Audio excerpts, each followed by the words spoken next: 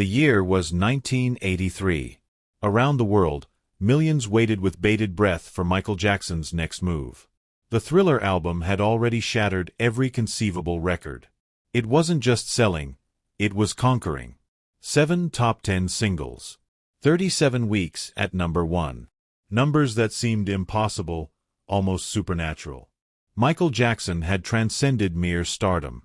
He had become something else entirely, a cultural phenomenon, a living myth, the undisputed king of pop. But behind the glittering stage lights, behind the sold-out arenas and the screaming fans, there existed a very different Michael Jackson. A man tormented. A man divided.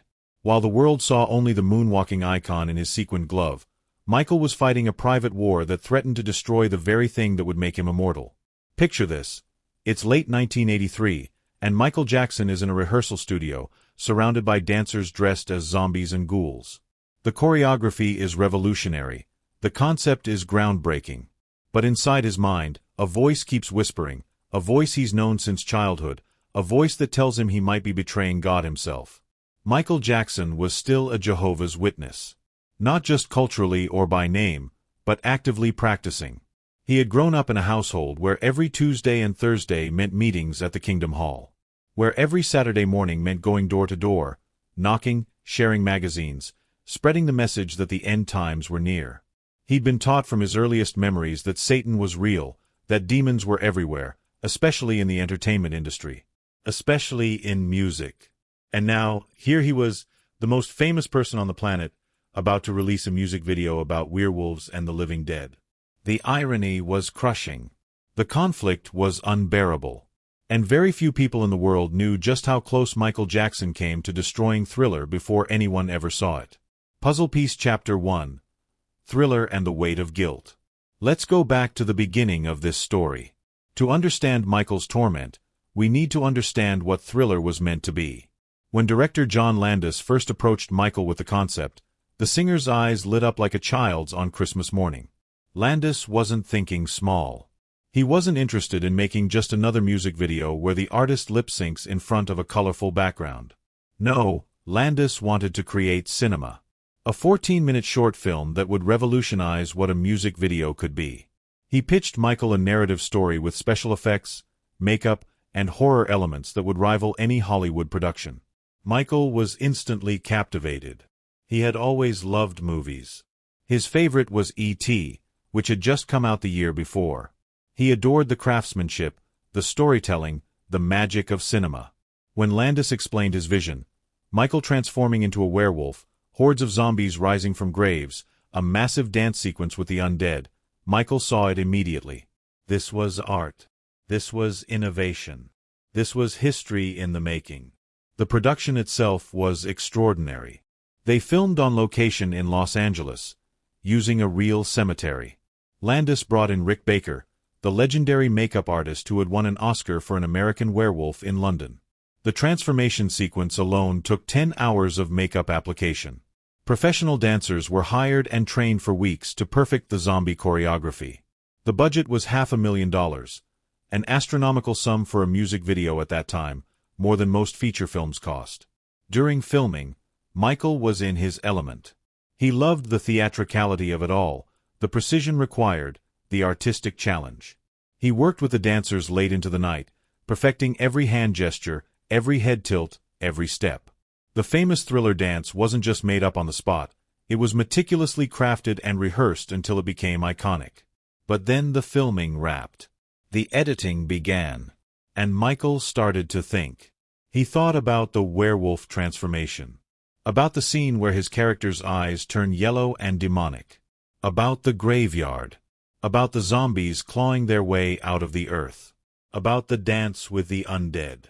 And suddenly, everything that had seemed so exciting, so artistic, so revolutionary, began to look different through another lens.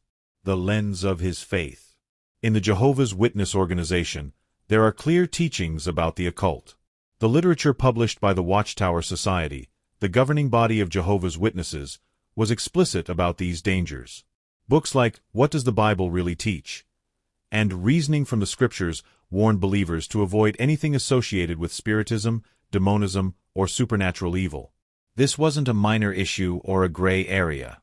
This was considered a serious sin, one that could open the door to demonic influence. Michael had been taught these principles his entire life. He knew that Jehovah's Witnesses were counseled to avoid horror movies, books about magic, even innocent-seeming things like fantasy games or Halloween decorations. The reasoning was always the same. These things glorify Satan's world. They normalize evil. They desensitize people to spiritual dangers that are very real. And now, Michael Jackson had just starred in what was essentially a 14-minute horror film. The guilt began to set in. At first, it was just a whisper, a nagging feeling. But it grew. Michael started having conversations with his mother, Catherine, who was also a devoted witness. He talked to spiritual brothers from his congregation. He attended meetings at the Kingdom Hall in Encino, trying to maintain his connection to the faith that had grounded him through his chaotic childhood. And then, the elders found out about the video. It's important to understand the structure of the Jehovah's Witness organization. The days that followed were some of the darkest in Michael Jackson's life, though the world knew nothing about it. While fans eagerly awaited the Thriller video's premiere, Michael was locked in an internal battle that threatened to tear him apart. On one side stood everything he'd worked for: his art, his vision, his desire to push boundaries and create something unprecedented. Michael had always been a perfectionist, someone who demanded excellence in every detail. He'd spent countless hours on that video, pouring his heart and creativity into every frame. To destroy it felt like destroying a part of himself. But on the other side stood his faith, his relationship with God, his place in the congregation, his hope for salvation. These weren't abstract concepts to Michael. They were the foundation of his worldview, planted deep in his consciousness since childhood. Let's take a moment to understand what being a Jehovah's Witness meant to the Jackson family. This wasn't casual Sunday church attendance. The Jackson household was serious about their faith in a way that many people in the entertainment industry found unusual. Catherine Jackson, Michael's mother, had converted to the faith in the 1960s when Michael was still a small child. She found comfort in the teachings, especially the promise of a paradise earth where suffering would end and families would be reunited. For someone living in the chaos of show business, watching her children thrust into the spotlight at impossibly young ages, the structure and hope offered by the Witnesses was a lifeline. Young Michael was baptized as a Jehovah's Witness in 1981, just 2 years before the Thriller controversy. This wasn't a casual decision or something done for show. Baptism as a Jehovah's Witness is considered a serious dedication to God.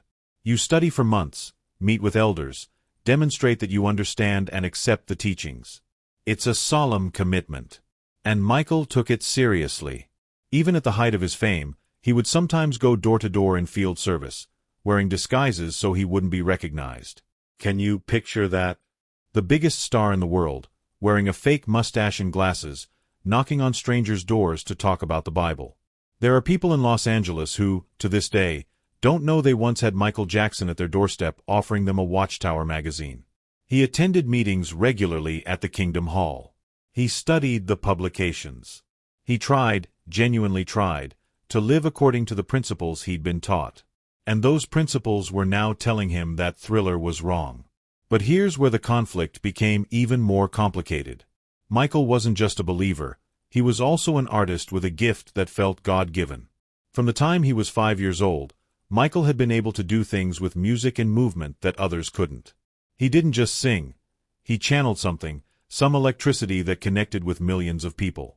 He didn't just dance. He moved in ways that seemed to defy gravity, that looked effortless even when they were precisely calculated. Was that gift from God? Michael believed it was. So how could using that gift be a sin? The question tormented him. He confided in close friends that he felt torn in two. Part of him wanted to be faithful, to be humble, to reject worldly success if it meant disappointing God. But another part of him felt that destroying his art would be betraying the very gift God had given him. His management team was frantically trying to find a solution. The video's premiere had been scheduled. MTV was ready. The marketing campaign was in place. CBS Records had invested not just money but enormous expectations in this project. If Michael backed out now, there would be lawsuits, financial disaster, and potentially career-ending consequences. But Michael wasn't thinking about his career. He was thinking about Armageddon. In Jehovah's Witness theology, the end of this world system is always imminent. It could come tomorrow. It could come next year. But it's coming soon, and when it does, only the faithful will survive. Michael had been taught this his entire life.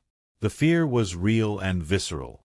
His legal team, his business advisors, his family members who weren't as devout, everyone was trying to reason with him. They pointed out that it was just entertainment, that it was fiction, that no one would really think he was promoting devil worship. But these arguments didn't penetrate Michael's fear. He'd been taught that Satan is subtle, that the devil uses entertainment to desensitize people and lead them away from God. Then, someone had an idea. A compromise. A way to release the video while also making a public statement about Michael's beliefs. What if they added a disclaimer? A message right at the beginning of the video, clearly stating that the content was purely fiction and that Michael Jackson did not endorse belief in the occult? It was elegant in its simplicity. The video could be released. The art could survive. But Michael could also publicly distance himself from any interpretation that he was promoting supernatural evil. Michael seized on this solution. He personally wrote the disclaimer that would appear at the beginning of the video. It read, "Due to my strong personal convictions, I wish to stress that this film in no way endorses a belief in the occult." It was set in bold white letters against a black screen, appearing before the video began, and remaining on screen long enough that viewers couldn't miss it. For Michael, this was more than just a legal protection. It was a spiritual one. In his mind, he was drawing a line in the sand. He was telling God, telling the elders, telling anyone who questioned his faith, "I am not promoting evil. I don't believe in these things. This is art, not advocacy." Looking back now, this disclaimer seems almost quaint. In the decades since, we've seen music videos with far more intense horror imagery, with explicitly demonic themes, with content that makes Thriller look tame by comparison. But in 1983, for a devout Jehovah's Witness who'd been taught to avoid even reading scary stories, this was a monumental internal struggle. The disclaimer was Michael's attempt to serve two masters, to keep his art alive while keeping his soul safe.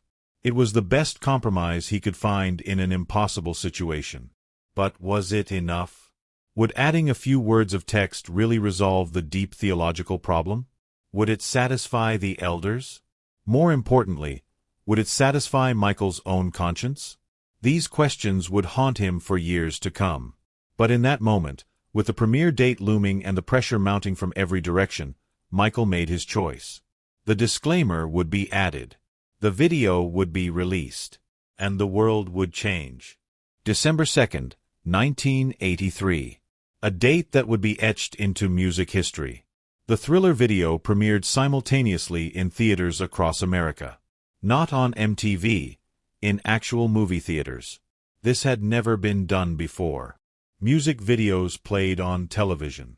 They were free content, something to fill time between commercials. But John Landis and Michael Jackson had created something so ambitious, so expensive, so cinematic, that they were charging admission to see it. People paid. Lines wrapped around city blocks. Audiences filled theaters to capacity, something usually reserved for major Hollywood blockbusters, not 14 minutes of a music video. The cultural anticipation was unlike anything the entertainment industry had seen. When the lights dimmed and the screen illuminated, there it was, Michael's disclaimer, white text on black, dead serious in tone. Most people read it and shrugged. To them, it seemed like unnecessary legal caution. Of course it was fiction. Of course Michael Jackson didn't really worship the devil. The very idea was absurd. But for Michael, watching from somewhere private, those words meant everything. They were his shield, his protection, his declaration of faith. Then the video began. What audiences witnessed that night was nothing short of revolutionary. The video opened with Michael and his girlfriend, played by model Ola Ray, dressed in 1950s clothing, their car broken down on a dark road. The scene was shot with the warmth and style of an old-fashioned horror film. Michael confessed his love, then revealed, "I'm not like other guys," and transformed into a grotesque werewolf as Ola screamed. The transformation sequence alone was worth the price of admission. Rick Baker's makeup effects were movie quality, showing Michael's face contorting, fangs emerging, for sprouting. It was terrifying and mesmerizing. This wasn't a music video. This was creature effects artistry at its finest. But that was just the beginning. The scene revealed itself as a movie within a movie. We pulled back to show Michael and Ola in a theater, watching this horror film on screen. They left the theater walking through dark streets, and Michael began to sing. His voice floated through the night as Vincent Price's iconic narration began, speaking of creatures crawling in search of blood to terrorize the neighborhood. Then came the graveyard. Fog rolled across tombstones as decayed hands burst through the earth. Zombies, corpses, ghouls, all rising, all moving toward Michael and Ola. But instead of running, Michael joined them. He became one of them. His eyes turned yellow, his face twisted, and then, the dance. The Thriller dance is now arguably the most recognizable choreography in human history. Those sharp hand movements, the head tilts, the synchronized precision of dozens of dancers moving as one undead entity. Michael didn't just dance. He transformed the very concept of what dancing in a music video could be. Every movement told a story. Every gesture had purpose. It was ballet, it was street dance, it was mime, it was something entirely new. The video's climax showed Ola running into a decrepit house, zombies breaking through windows and doors, Michael leading them in a menacing advance, and then another twist. It was all a dream. Or was it?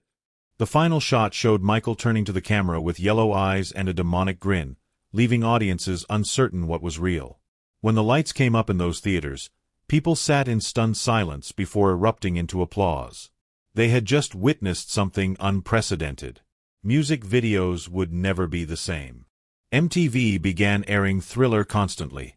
Not just once or twice a day, but in heavy rotation. The video became a phenomenon.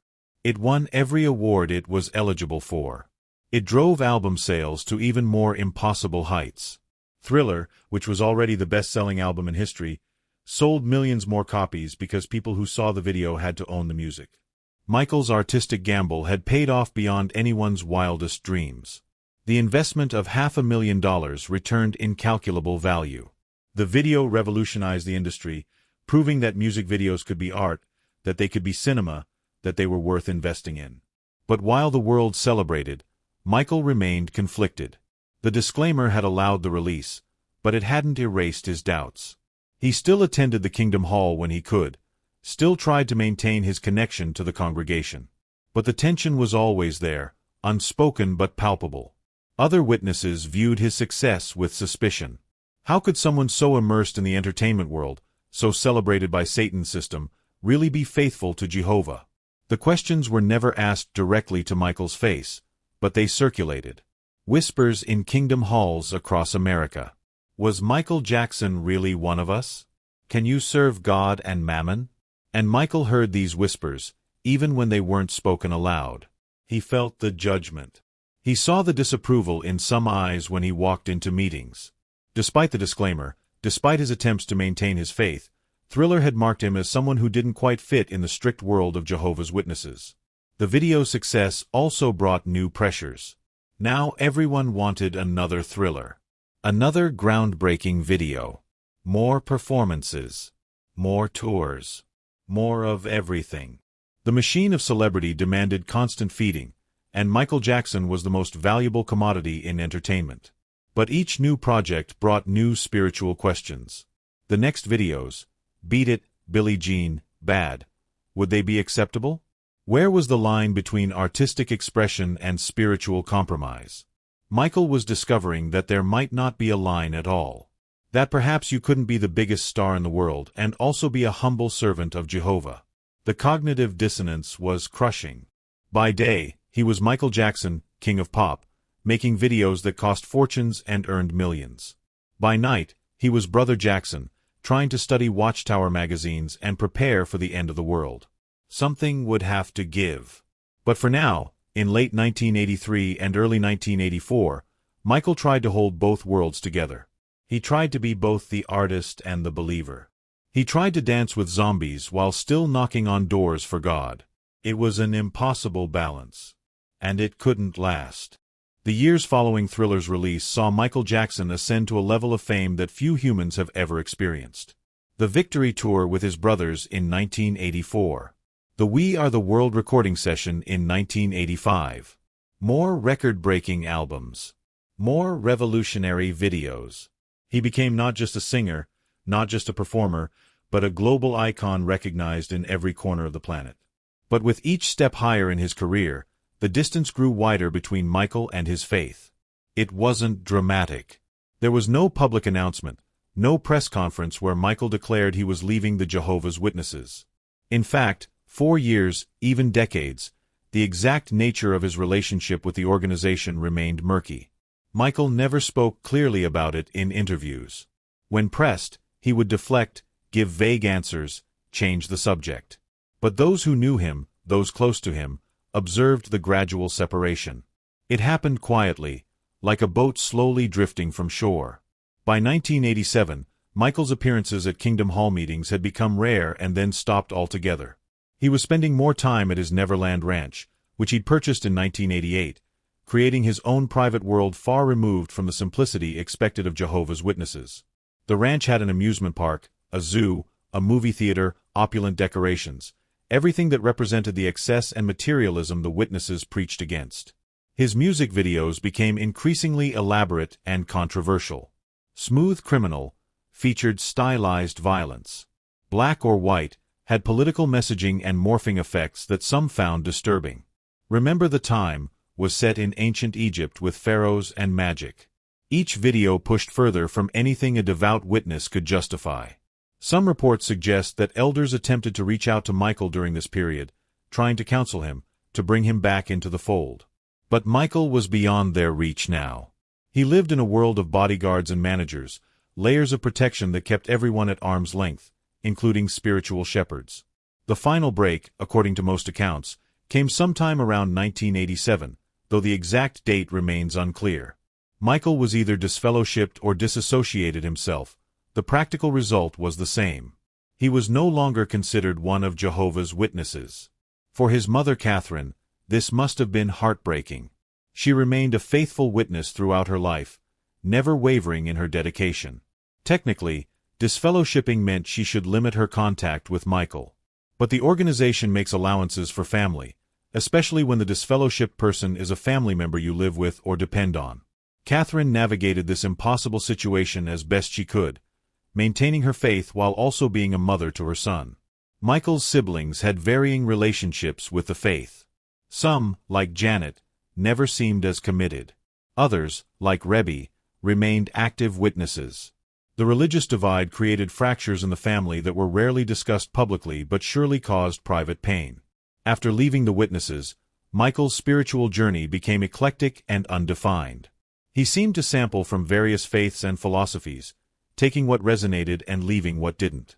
He spoke often about God, about love, about wanting to heal the world.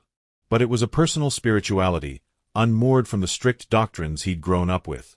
In rare interviews where religion came up, Michael would typically say something vague but positive. "I believe in God," he'd say. "I believe God is love." When pressed about Jehovah's Witnesses specifically, he'd become uncomfortable, deflect, say he didn't want to talk about it. You could see the pain in his eyes when the subject arose, the wound that never fully healed. Because leaving wasn't just about doctrine or beliefs. It was about identity. Michael had been raised believing that Jehovah's Witnesses were the only true religion, that only they would survive Armageddon, that leaving meant eternal destruction. Even if his rational mind eventually rejected those teachings, the emotional and psychological imprint remained. The fear, the guilt, the nagging question, what if they were right? This spiritual homelessness may have contributed to the increasingly strange turns Michael's life took in the 1990s and 2000s. Without the anchor of his childhood faith, without that community and structure, Michael seemed to drift. His behavior became more erratic. His appearance changed dramatically. His choices became harder to defend. People who knew him well suggested that Michael never found peace after leaving the Witnesses. He'd been raised believing he had all the answers, that the truth was clear and simple. But the world outside that structure was complicated, morally ambiguous, full of gray areas that terrified him. He'd traded the black and white certainty of his faith for the confusing spectrum of fame, and it may have cost him more than he ever imagined. Thriller, that video that nearly destroyed his faith and career, became a symbol of this loss. He rarely performed it in later years.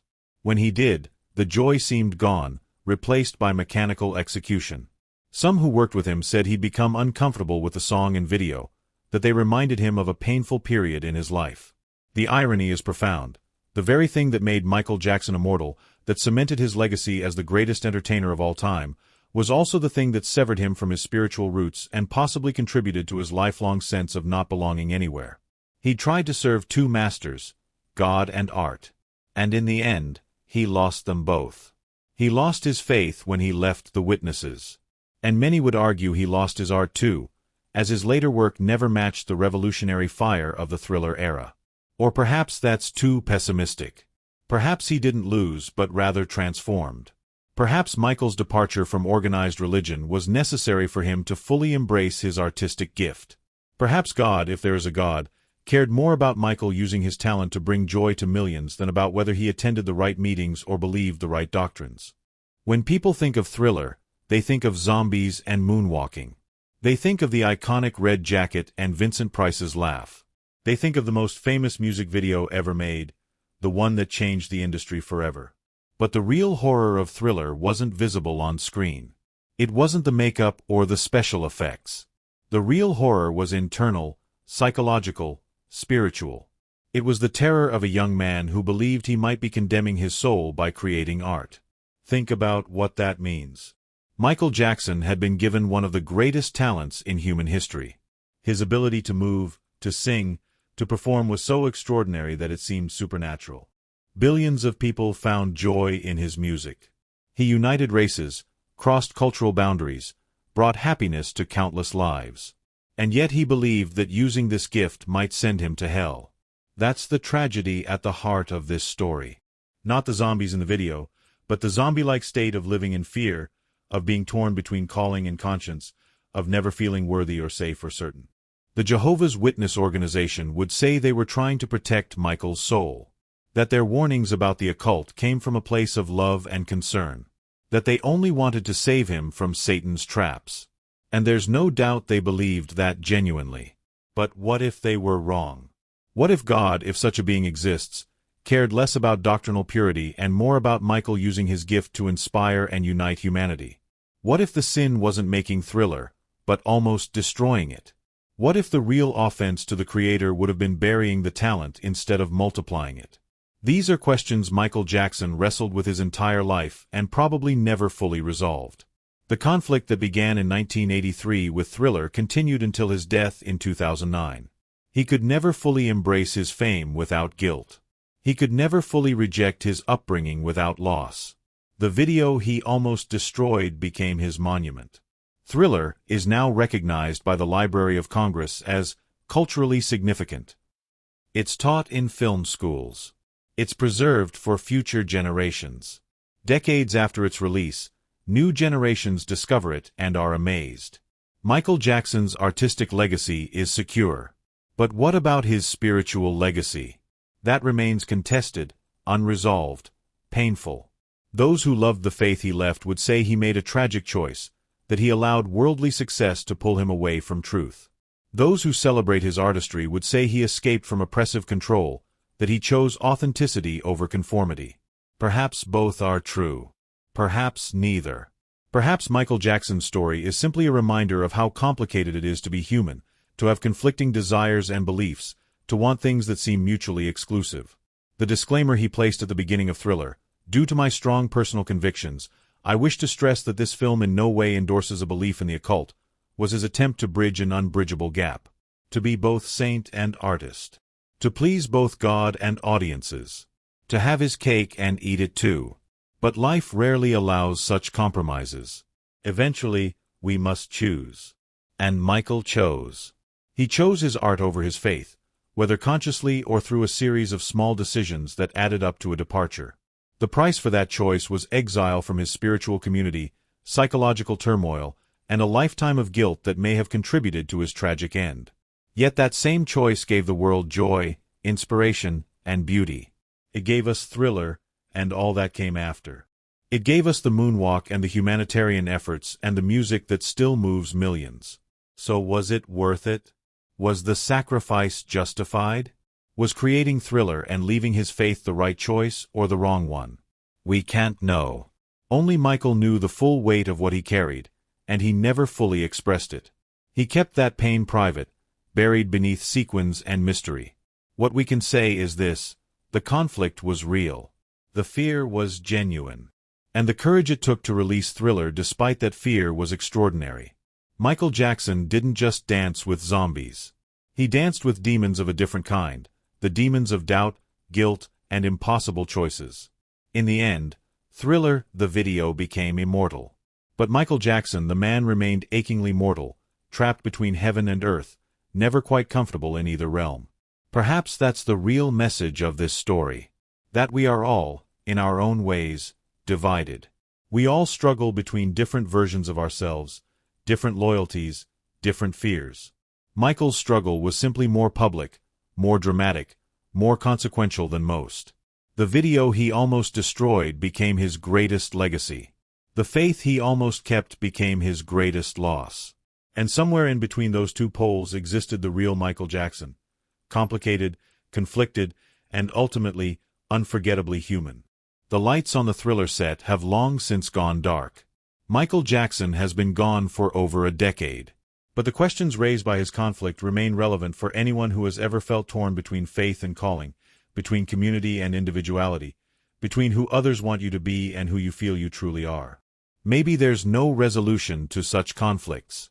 Maybe we just have to live with the tension, make our choices, and hope we chose wisely. Michael Jackson made his choice when he kept that disclaimer brief and let the video play. He chose art. He chose innovation. He chose to change the world. And change it he did. For better or worse, for salvation or damnation, for glory or regret, he changed it. The question each of us must answer is, what would we have chosen? If you had to pick between your faith and your calling, your community and your art, your salvation and your gift, which would you choose? It's easy to judge Michael's choice from a distance. But until you've stood where he stood, until you've felt the pull of both God and greatness, until you've had to choose between who you were raised to be and who you believe you truly are, you can't really know what you would do. Michael Jackson danced with death in Thriller. But in real life, he danced with something far more frightening: the possibility that he was wrong. About his faith. About his choices. About everything. That's the real horror. And it's one that the cameras never captured.